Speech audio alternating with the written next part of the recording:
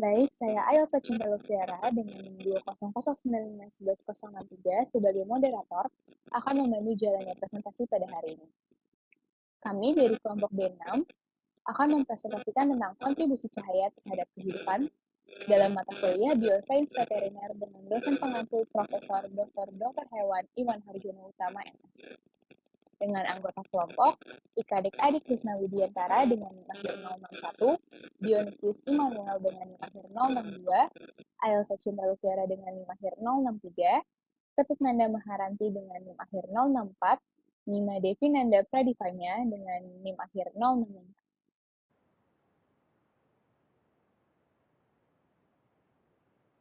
Selanjutnya,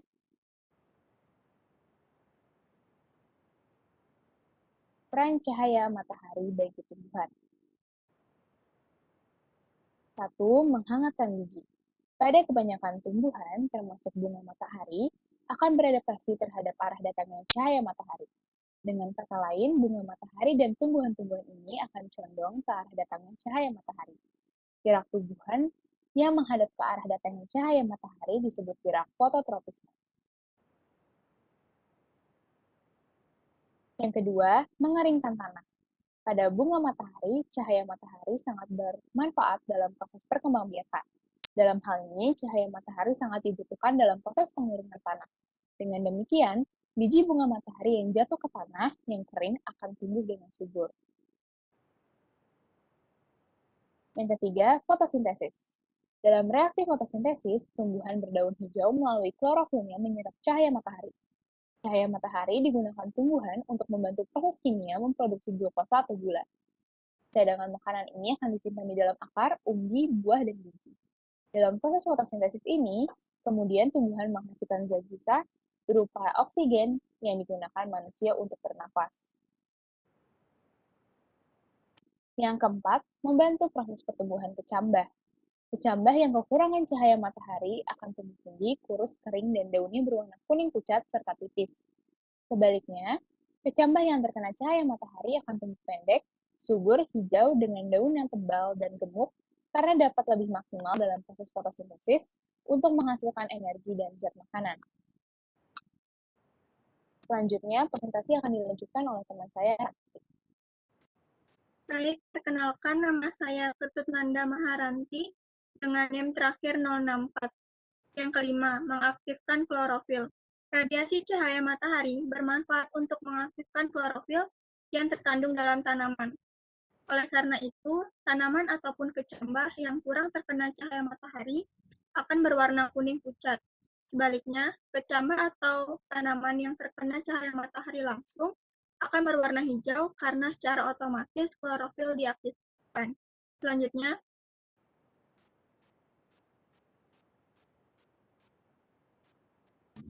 yang keenam, menjaga temperatur tumbuhan.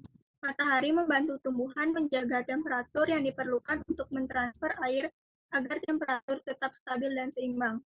Tumbuhan menyerap air dari tanah melalui akar, lalu menguapkannya melalui daun. Jika temperatur pada tumbuhan terlalu rendah, maka proses penguapan akan terlalu lama, sehingga menyebabkan tumbuhan menjadi mati karena lemas.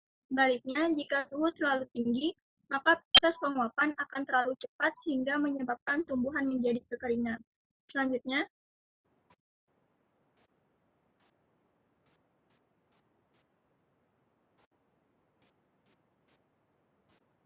yang ketujuh, membantu pertumbuhan.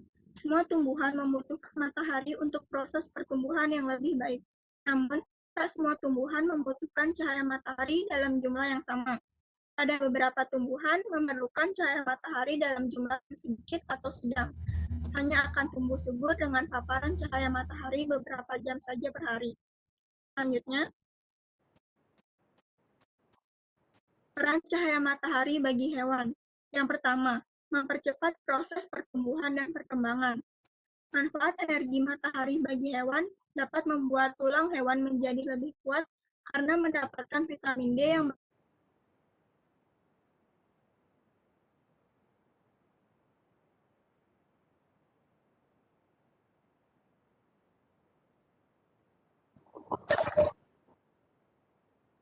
Terima kasih atas waktunya. Saya Vinanda Pandivanya dengan NIM akhir 065 akan melanjutkan presentasi.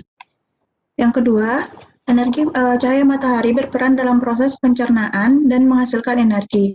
Matahari juga diperlukan untuk membantu proses pencernaan, menambah kekuatan, serta mengatur suhu tubuh.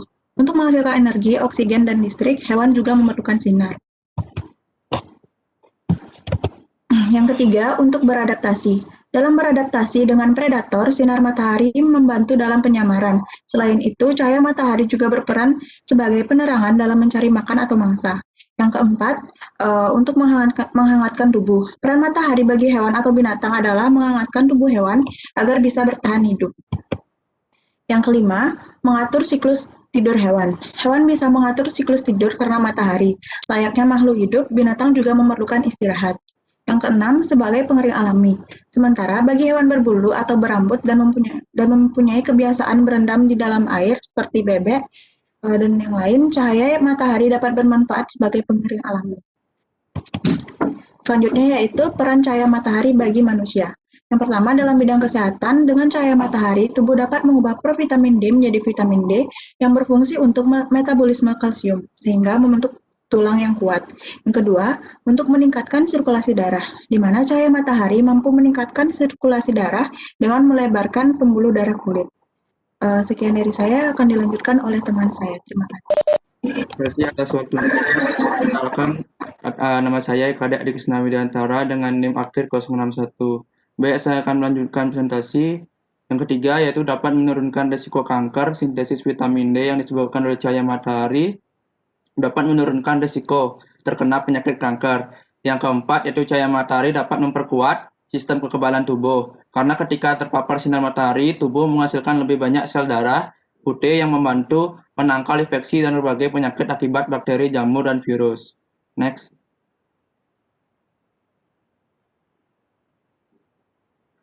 Kemudian yang kelima yaitu cahaya matahari memiliki peranan penting yaitu sebagai sumber cahaya alami bagi manusia.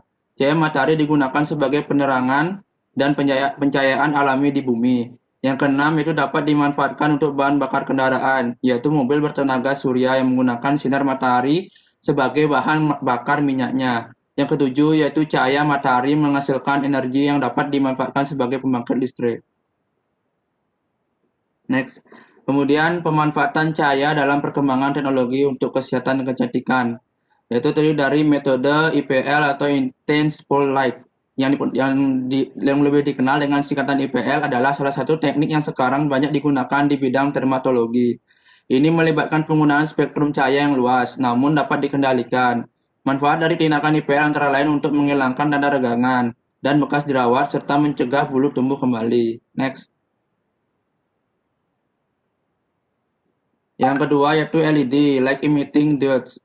LED memiliki manfaat baik untuk kulit. Lampu LED tersebut menghasilkan berbagai macam warna yang memiliki fungsi berbeda-beda disesuaikan dengan jenis masalah kulit. Cara kerja LED menggunakan gelombang panjang anti ultraviolet yang berperan merangsang pertumbuhan kolagen di dalam kulit serta menangkal pertumbuhan jerawat.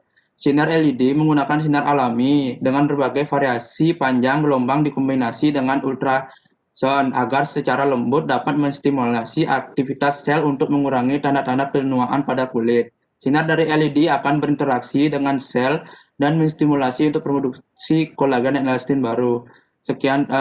Selanjutnya akan dipresentasikan oleh teman saya. Terima kasih. Nama saya Dionysius Emmanuel dengan NIM akhir 062. Perbedaan warna LED dan dampaknya.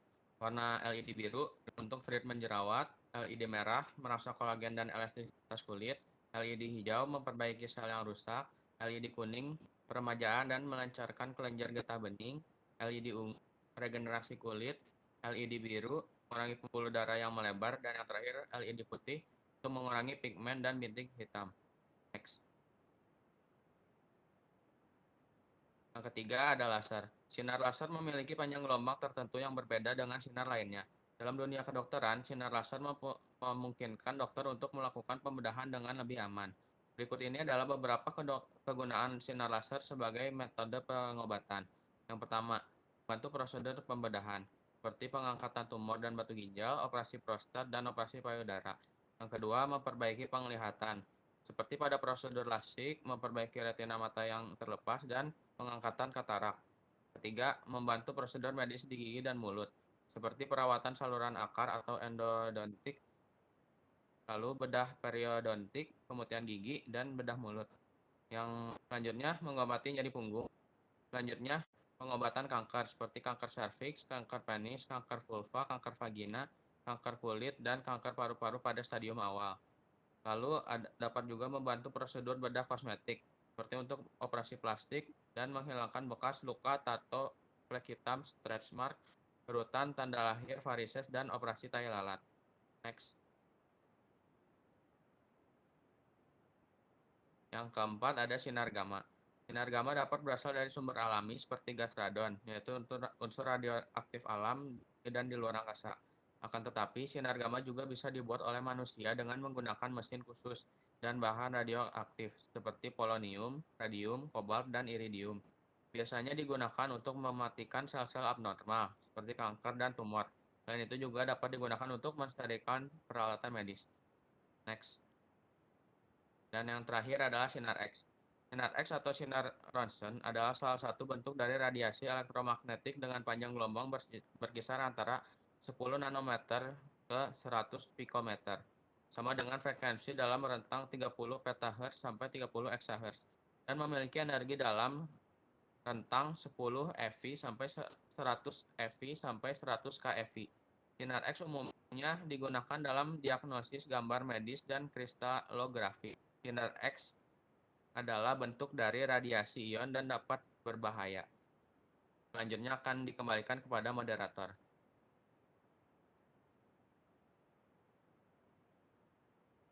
Baik, terima kasih atas waktunya. Sekian presentasi dari kelompok kami. Mohon maaf apabila terjadi kesalahan. Terima kasih atas perhatiannya. Semoga bermanfaat.